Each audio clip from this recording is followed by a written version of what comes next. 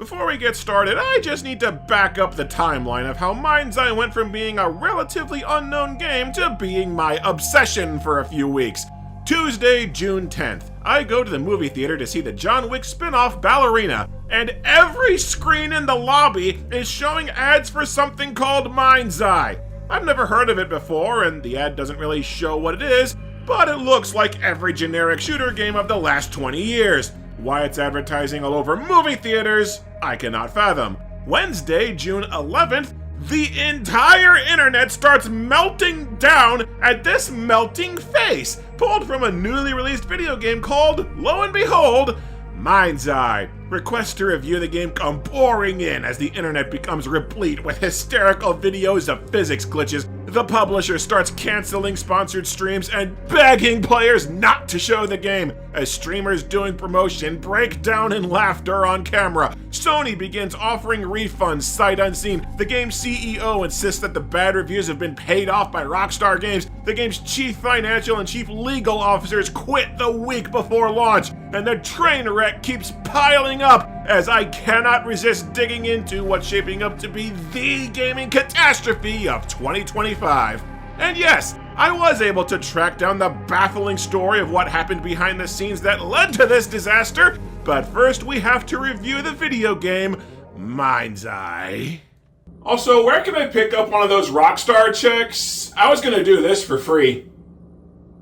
You play as Jacob Diaz, a war veteran with a brain implant called a MindsEye that's been screwing with his head because, and I will try to make this make sense, he was using the implant to fly a drone via psychic powers when the drone scanned some ancient runes that made it go ballistic. 'Cause yeah, linking a drone to your brain in the middle of a war zone is so much better than just using a remote control like we do now. Also, scanning evil runes is exactly how Doom Annihilation goes, and that movie sucked! Years later, Diaz gets a security job at Silvacorp, the biggest robotics company in the country, to investigate the missing scientist who created his implant. I think. The game keeps changing its mind on what exactly is going on here. Like, you get to your job and a scientist drops tons of exposition about the implant that Diaz didn't know, and then 10 minutes later, he apparently knew the whole time and orchestrated his friend getting him this job specifically to investigate them. The dude's a combat veteran who can obviously handle himself against a gang of armed mercenaries. Then minutes later, the game tries to imply that he can only shoot because the MindsEye takes him over? A concept that is never mentioned again. Your first shootout, your boss tells you that she can't authorize lethal force, even though she gave you a gun that fires lethal rounds and sent you after a group of armed mercenaries with no backup?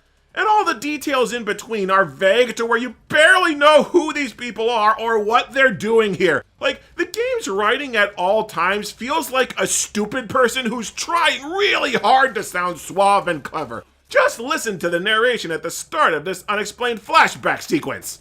Always different, but some things never change.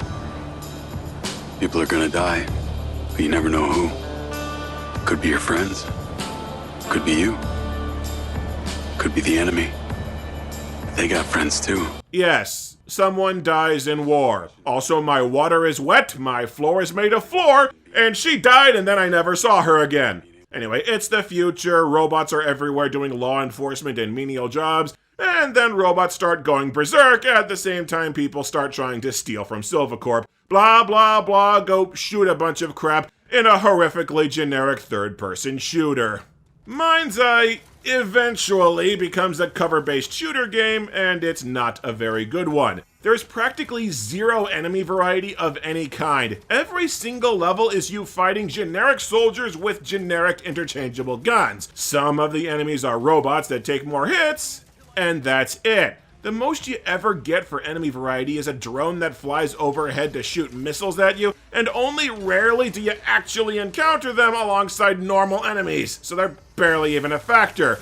So the vast bulk of the gameplay is you slogging through cover-based encounters, slowly killing the same two guys for hours on end.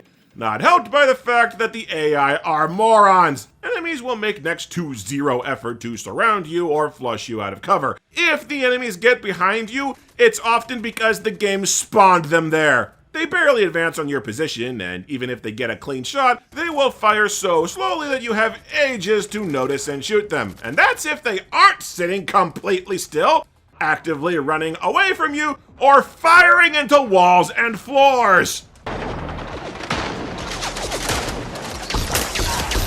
Gun kicks about 2 feet downward there, bub!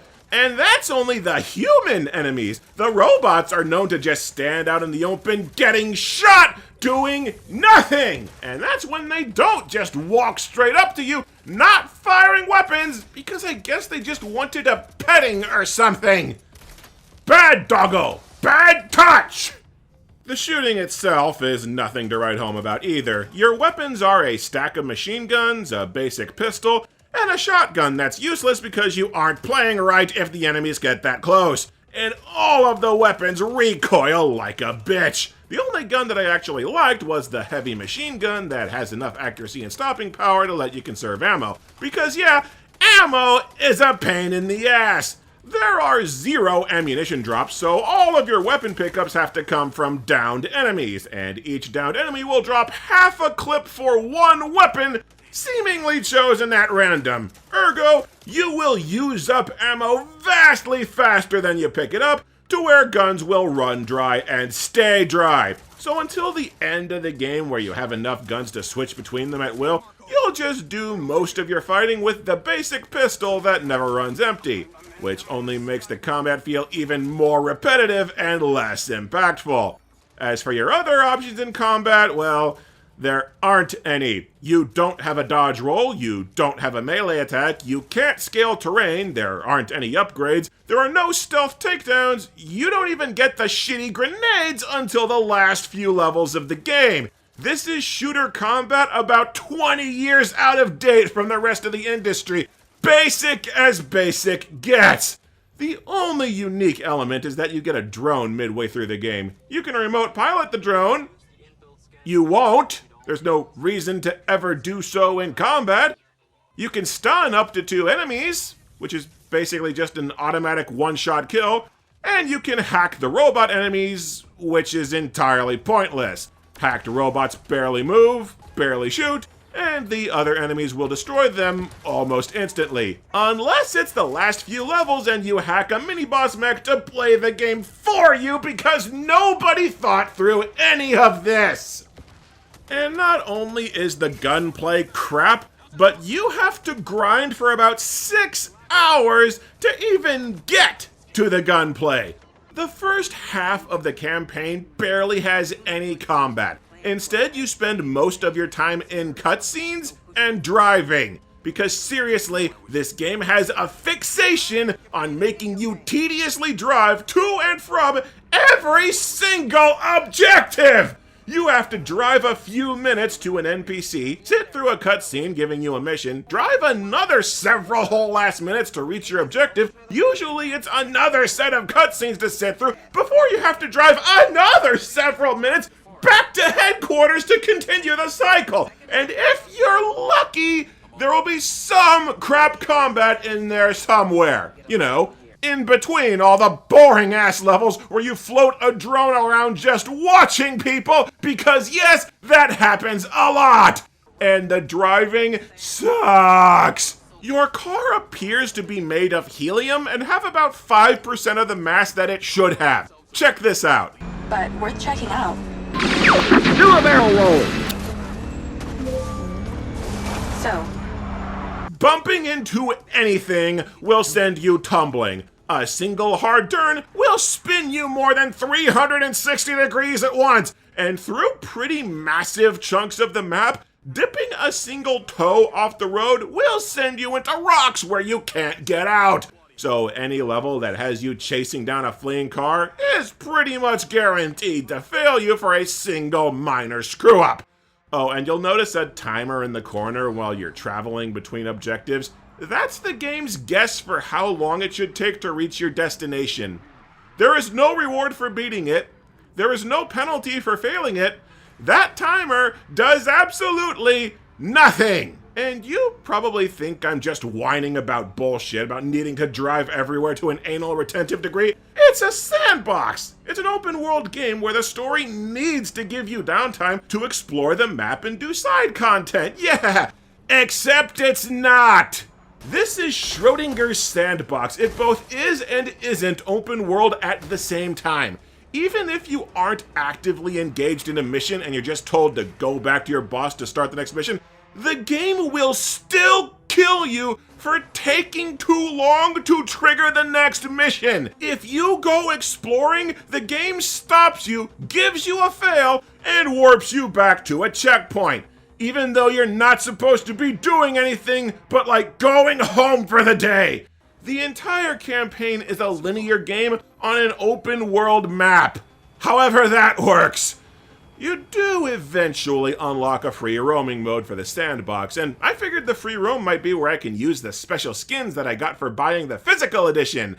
But no, you don't play as Jacob Diaz in the free roam. You play as an old man in a gas mask and a neon mankini. My eyes cannot bleed hard enough. I never figured out how to equip my deluxe skins, by the way. And they charge money for this crap. I played the free roam mode for about 40 minutes, and that was more than enough. The sandbox feels unfinished. You cannot drive any vehicle except for this white SUV that you start out with. You can't hijack or unlock any other cars, avatars, or customization options. And the NPCs barely react to anything that you do. Take out a gun and shoot up vehicles, and their drivers will just sit there motionless in a stopped car while you walk up and shoot them in the face. Pedestrians will not react at all to having a gun pointed at their head and will only run away if you start firing. Bro, are you gonna shoot me or not? Shit or get off the pot, man.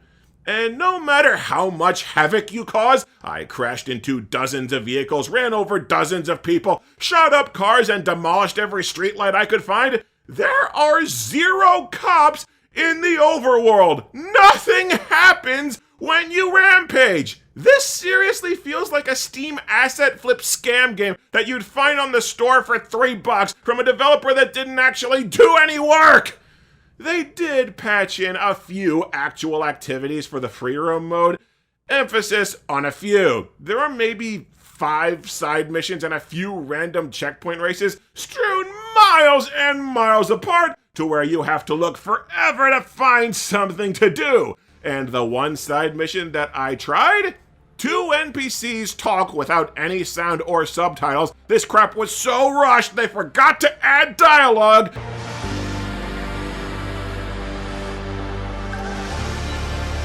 And I'm just sent to shoot like 20 guys in a parking garage and come back. That's it! And there's no reward for doing it. And the one checkpoint race that I tried crashed the game. Why even have an open world map if you're not gonna use it for shit? The campaign does throw in a few extra activities though, like when you break into a scientist's office and you find this. This is Minesweeper.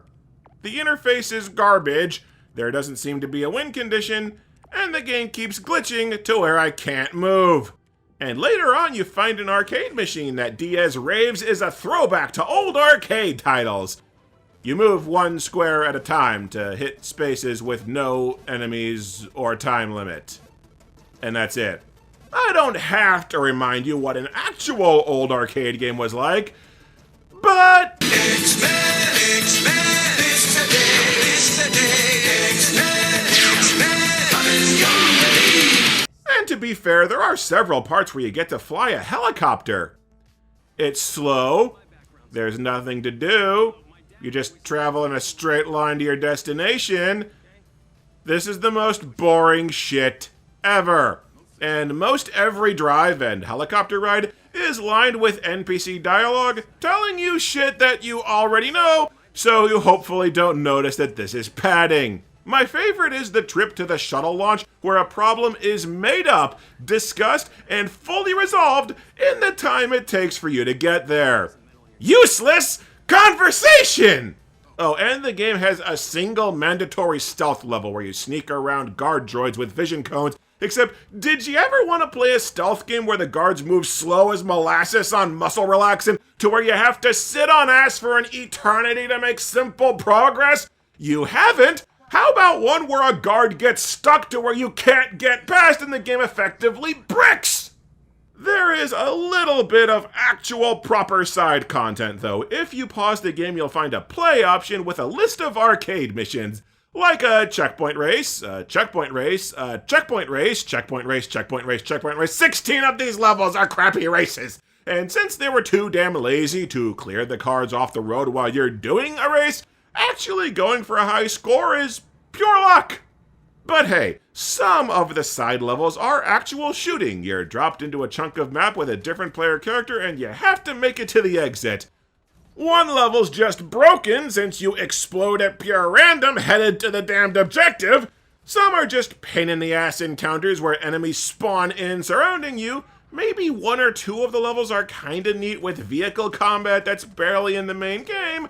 The rest is just more of the same bland combat as the rest of it.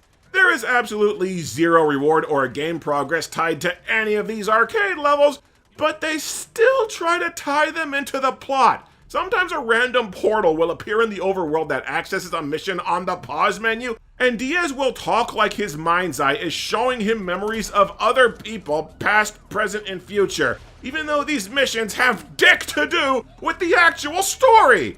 Actually, no, one mission does have some actual lore to it. You place a few robots around a building and then watch them shoot a few thugs while the tech billionaires driving the plot talk about bullshit.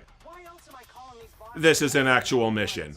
And that's not even the weirdest freaking part to this entire side mission system. MindsEye has its own custom level generator system. But it's only on the PC version because this menu is meant to be a hub for players to share their own custom levels. Even though, last I heard, the developer hasn't put up any servers for sharing custom levels. What in the hell is this game? People had expectations for MindsEye because it's the inaugural title for its developer, Build a Rocket Boy, which was founded by a major figure from Rockstar Games and the Grand Theft Auto series, Leslie Benzies, a major creator leaving a developer to make an homage to their original franchise? That has never gone wrong! The problem is that Leslie Benzies wasn't a creative director or anything at Rockstar. Near as I can tell, he was a producer. And if you're not familiar with media jargon, producer pretty much just means guy who makes sure all the checks clear. A producer's primary job is to hire people and to make sure that a project is funded properly. They handle the business side while a director handles the actual creative process. Sure, producers will give notes on things that they want added to a project, but producers' notes are kinda infamous for creating train wrecks like The Predator and David Harbour's Hellboy. To be fair, Benzies is also listed as the lead designer for Red Dead Redemption and one of the designers for Grand Theft Auto 5, but I'm dubious of how a producer lands the role of lead designer after having never had a single design credit prior to that point. It sounds like those credits were either honorary or he gave them to himself.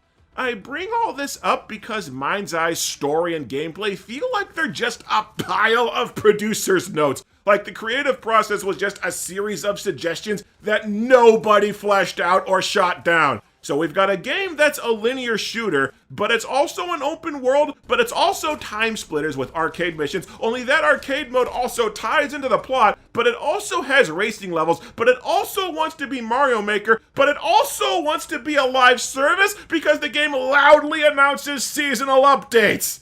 And you know what else this Frankenstein's monster of a game needs? Bugs! Lots and lots of bugs. What is that? It's like a giant vibrating splinter caught between dimensions. Maybe somebody's trying to cross over, like a ghost of the money wasted on MindsEye. Entering or leaving your car has even odds of just teleporting you around the vehicle. People and vehicles will just vanish right before your very eyes. I got a gigantic piece of fence lodged into my car, and there was a level where cars just hurtle themselves off cliffs to explode, and it doesn't freaking stop. I sat here watching the sheer madness until the game failed me for not going home fast enough. One of the first levels let me summon Jake's drone several game time hours before he gets it. That same drone is shown as available via prompts in several of the side missions where the drone is not available. One level has you following a car with your drone to wirelessly hack the driver, except they didn't actually script this level, so whether or not you have enough time to finish depends on your target getting caught in traffic. Random, procedurally generated traffic! And given how often NPC cars crash into each other or drive wheelie style, I don't think they scripted any of the driving scenes. And it's a coin toss whether or not getting hit by a truck actually hurts you, as is whether or not any of the cars are solid matter. The spirit of big rigs lives on. An objective where I had to park a truck wouldn't mark as complete. There's a cutscene where a character draws your attention to runes on a display, but the screen is blank. All the screens are blank! And there was one cutscene where the lighting engine completely bugged out and my boss Rigby was standing on the sun. Hold on a second. Computer, replay transition animation, low speed, frame by frame.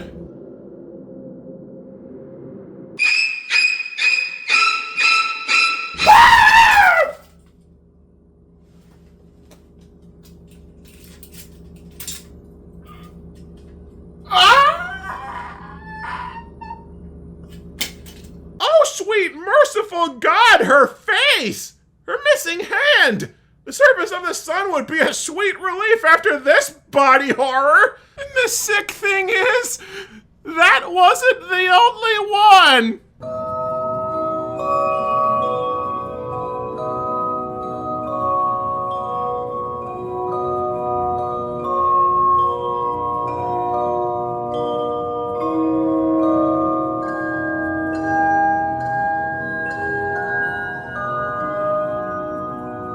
Okay, I'm not going to focus anymore on the bugs because I didn't actually run into that many on average. I never fell out of the game world or witnessed spaghettification, though not for lack of trying.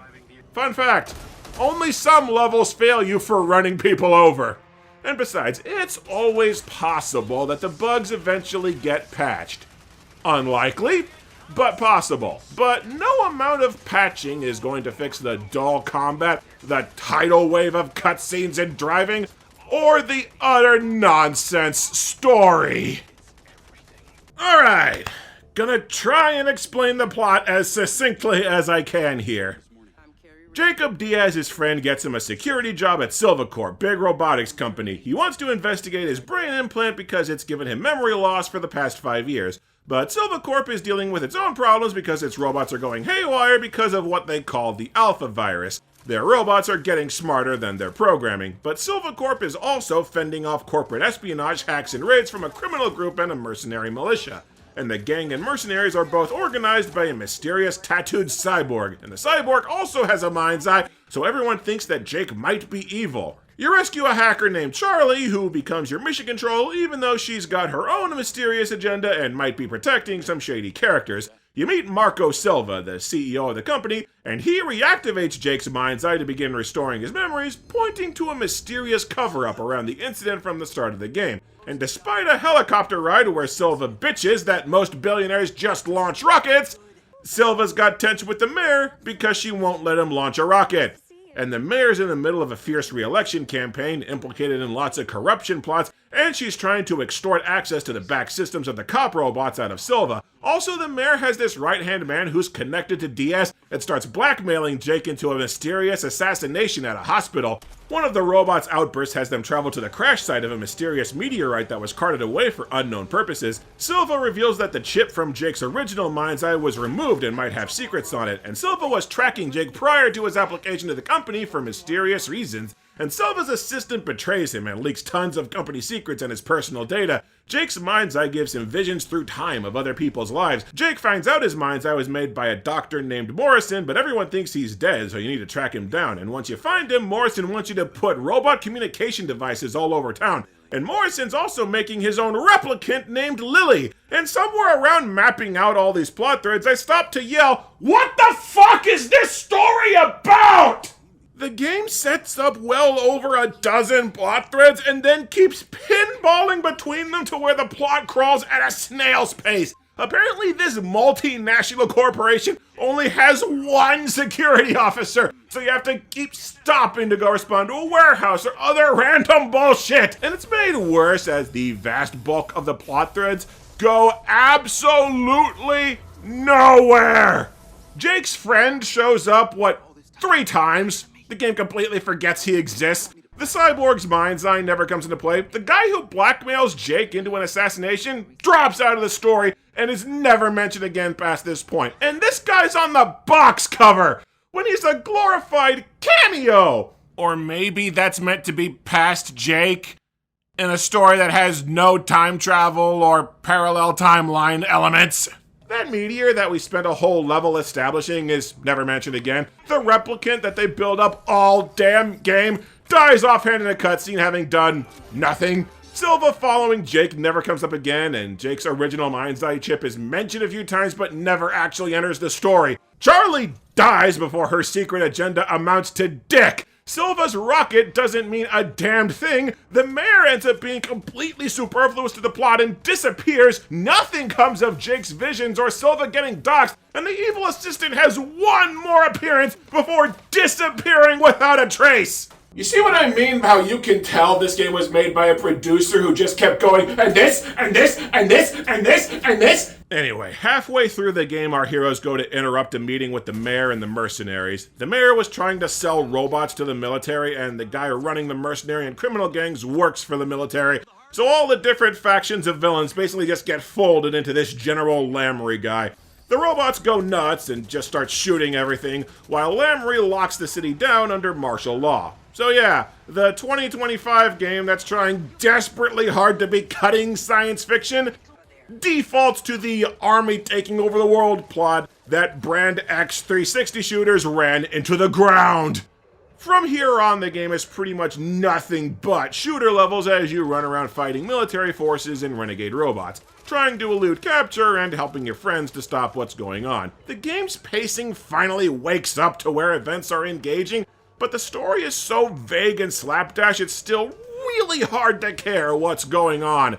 Why are the mayor and 2 groups of criminals involved in a conspiracy to get the military some robots from Silva when they just said that the military already does business with Silva?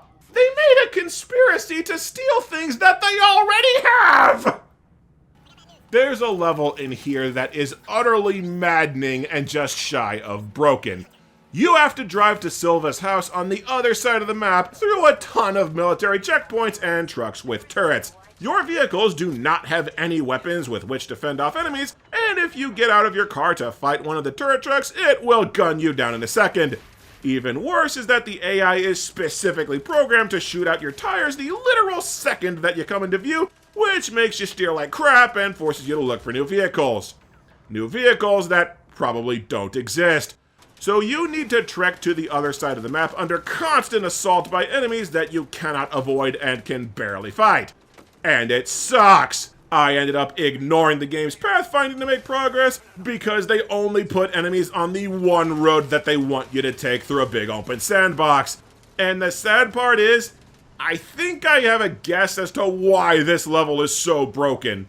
See, MindsEye received its 3rd patch while I was still around the game's halfway point and couldn't play because I have a day job. And before that 3rd patch, my car had regenerating health and your tires could withstand anything. No matter how much my car got beat to shit, it would still run perfectly fine and heal up. But now the cars have unlisted non-regenerating health and the tires all blow out from a light sneeze. I think they changed the way damage works after having built the game around a completely different set of mechanics, so now the game no work! You pretty much run in circles, keeping tabs on the other characters and grabbing MacGuffins to track the bad guys. You run into Tattoo Cyborg Man, and Silva stops you from killing him because his body is an indestructible robot. He ends up killing Charlie, at which point the game tries to pitch that Charlie was Jake's love interest, because they've known each other for 3 days and shared some casual chit-chat to cover up the padding. Right. Morrison gets captured, and they have to launch a transponder rocket to find him. Around this point, your drone gets upgraded with grenades, which are pure crap outside the tutorial. See, you can't actually aim the grenades, they just generally throw in the direction you're looking with no control over your depth. So they barely hit a damn thing. And shortly after you get the grenades, your drone's stun move gets powered up into an automatic one-hit kill anyway, so what is even the point? There is one marginally cool part to the game here. You fly a helicopter drone defending a rocket with missiles. It's slow as crap and the shooting is limited, but still, it's an experience that you can't find by just blindly throwing a rock in a used game store. Now to make my cunning escape by butchering another several dozen members of America's armed forces. And maybe it's because the plot's dragging again, but my brain is starting to make a few connections? Does anybody else find it strange that the faceless goons that you massacre through the entire second half of the game are United States Army soldiers? And the characters keep saying, the military is taking over, the military is imposing martial law, the military is seizing everything. They draw zero distinction between the villains' forces and the US Army. The military have taken over everything. The military are out here too. I'm detecting drones. These are military. There's army guys everywhere. The army has locked me out of the entire Silva security system. And the mercs we were fighting earlier were being led by military general's right-hand man, so they were an extension of the military as well. Oh, but we don't want players to think we hate the military. Our hero is a veteran of the army. Diaz is one of the good ones. Crap, that may have come out wrong. We don't hate the army, we just made most of the army characters into raging psychotics whom you have to stop from using martial law as a pretense for a coup to take over the world! I'm not saying that Leslie Benzies is a Republican, but this is the exact made-up scenario that Republicans cite to kill gun control laws. And actually, now that I have context, a few more things are kind of clicking into place here. They established that all crime in this world was stopped by endless mandatory surveillance of all personal devices, aka the Patriot Act on steroids, and the only people who object to this and live off the grid while citing freedom are animalistic trailer trash criminals that you massacre without a thought. The massive corporation that basically runs the planet is presented as a neutral bystander in proceedings at absolute worst. The only person who wants to actually regulate corporations is Mayor Vega, one letter off from vegan, and she only wants to regulate corporations to get rich off a corruption scheme. Said mayor also jails people for not driving electric cars, and is the only person all game who's worried about climate change, which the rest of the game downplays or uses as a joke. Weather at your current location is sunny with a high of 132.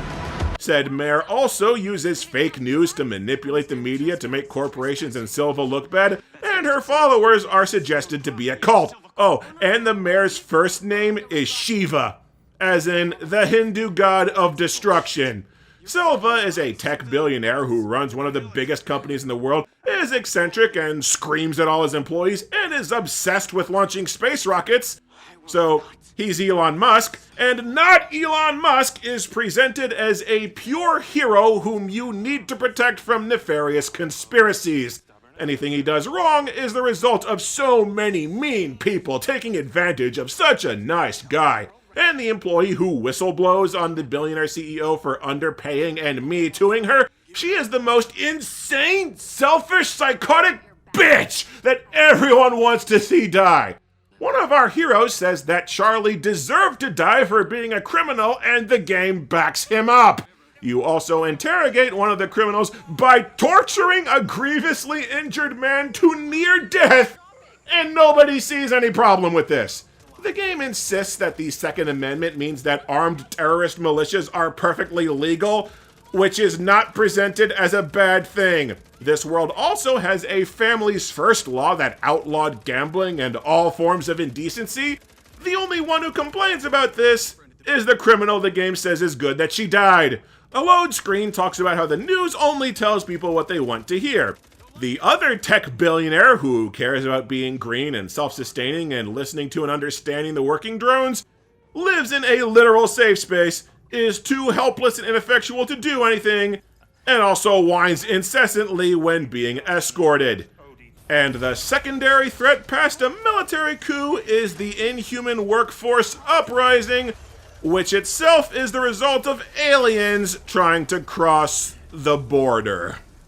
So, mystery solved on why the CEO called all the bad reviews fake news. You track Morrison and Lamry to a set of underground ruins where Lamry takes a glowing orb and leaves. You fight the invincible cyborg man, and your drone just electrocutes him on the spot, and then Jake somehow mind hacks his body to where he shoots himself in the head. So much for him being indestructible, he went down to normal-ass bullets! Yeah, it's a recurring thing that Jacob's implant is giving him technopath powers to psychically control technology.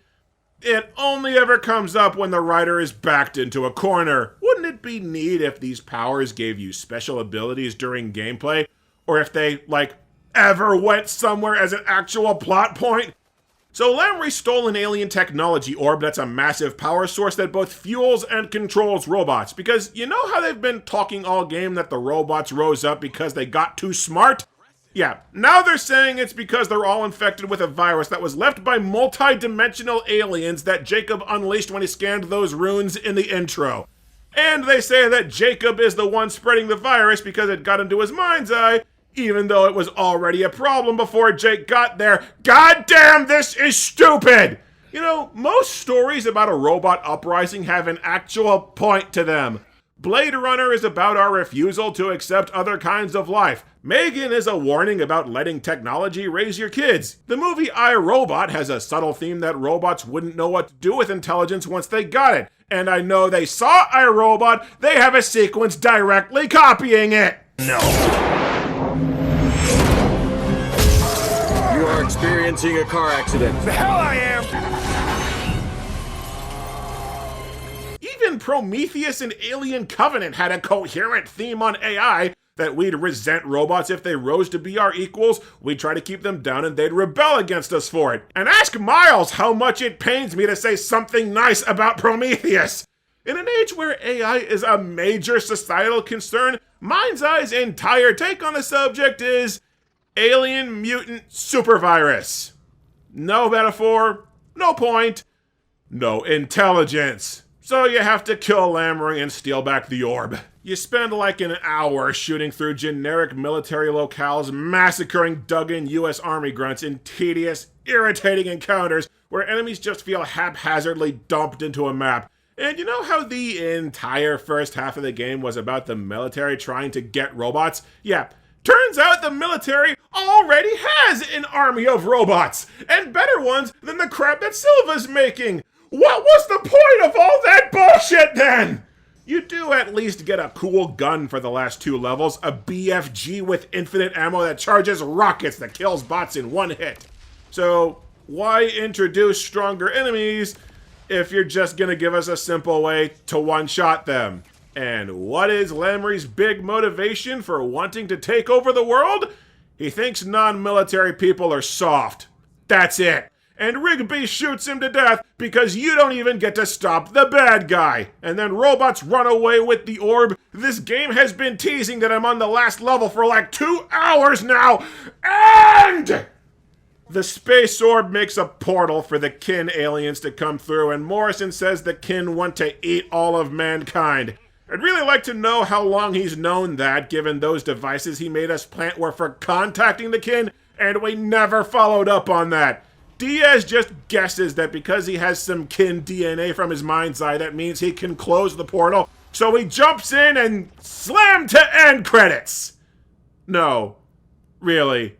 The game just cuts off with barely anything resolved. Our final boss was a small ring of default enemies. Like, did that stop the robot uprising? What happened to Diaz or the rest of our heroes? How did Red Rock get on with all its robotic infrastructure compromised? Nobody knows, nobody cares, nobody's getting any answers. After the credits is a cutscene where Rigby finds Diaz's drone and one of the robots glows yellow like Jake's powers and stands up. Rigby turns to shoot it and it cuts off again. What did that even mean? Is Jake a robot now? Did the robot just get superpowers for that sequel that's never going to happen? They couldn't even get their stinger right. Just the cherry on top of a game that top to bottom feels wholly unfinished. From surface level shooting mechanics, janky driving, useless modes, and a story that's desperately trying to sound smart while contradicting itself and shedding plot points non-stop. All that's left to ask at this point is how does a game this amateur hour end up a major $60 release?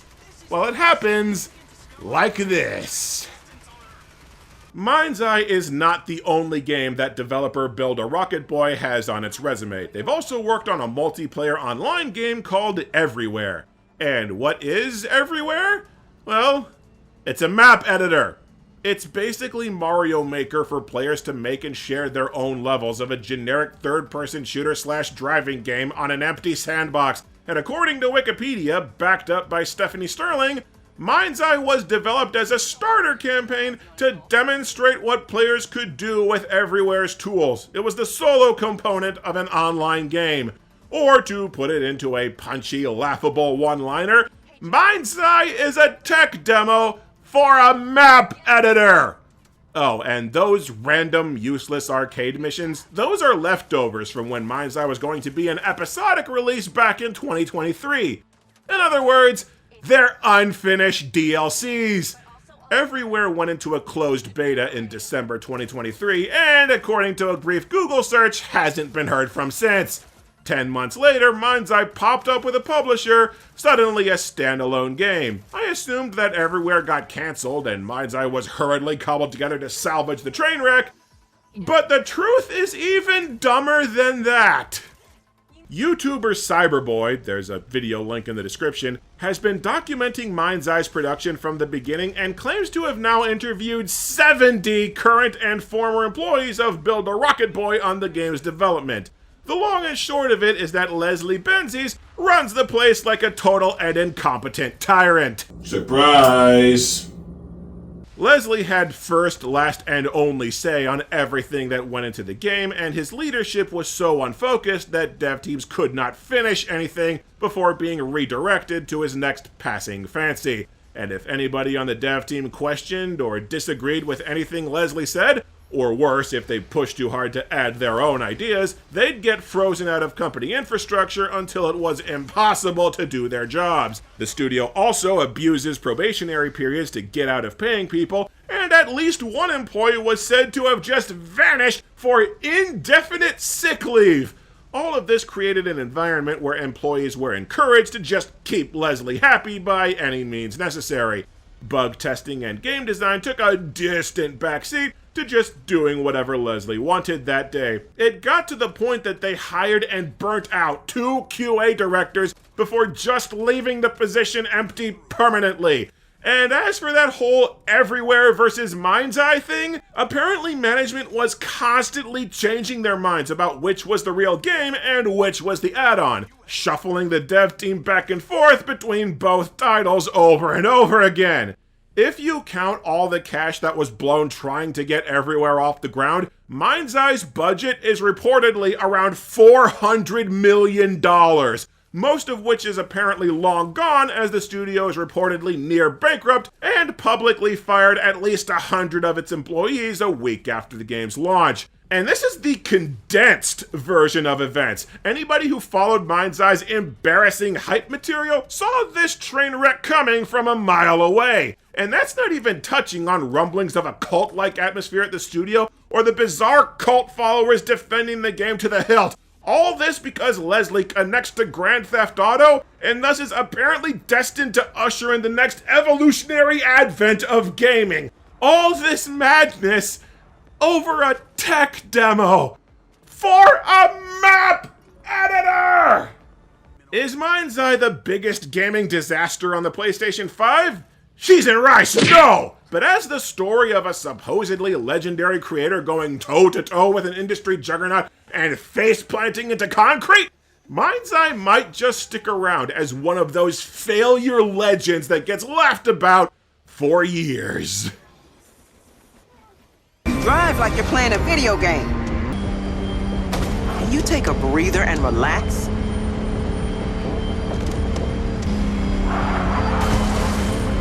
Are you drunk driving?